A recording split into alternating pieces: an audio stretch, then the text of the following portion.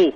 Et c'est là où nous devons... Il y a des gamins, là, il y a 22% d'enfants français dans le système éducatif qui ont donc 15 ans, qui ont du mal dans l'acquisition de l'écrit. Ça veut dire qu'en gros, ils lisent pas très bien ou qu'ils comprennent pas ce qu'ils lisent. 22%, c'est considérable quand même, monsieur le ministre. C'est considérable, mais là encore, c'est pas une provocation, c'est un constat.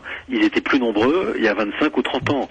Donc il faut arrêter de caricaturer en disant le système s'effondre, on est plus mauvais qu'avant. Mais mon devoir, c'est d'améliorer ce système. Est-ce que c'est un phénomène qui est lié au flux migratoire, parce qu'il serait tout à fait concevable d'imaginer que des populations migrantes qui arrivent en France fraîchement soient aient un peu plus de difficultés avec la langue française et avec la lecture. Quand on voit qu'il y a de plus en plus de très bons élèves et de plus en plus d'élèves qui sont recalés au fond du radiateur, est-ce que le fait migratoire n'est pas un des schémas d'explication de cette division en deux des classes? Alors ça peut jouer pour partie à la première génération.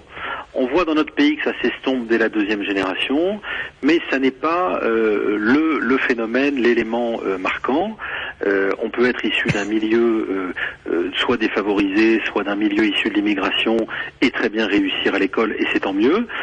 Cela dit, il y a un vrai sujet que tous les enseignants connaissent bien, c'est l'homogénéité d'une classe.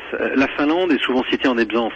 On oublie de dire que la Finlande, c'est un pays de 5 millions d'habitants, totalement homogène. Oui, ils sont deuxième, c'est ça, du classement, oui, ça. après la Corée du Sud. Et c'est le seul pays européen dans les 5 premiers du classement PISA.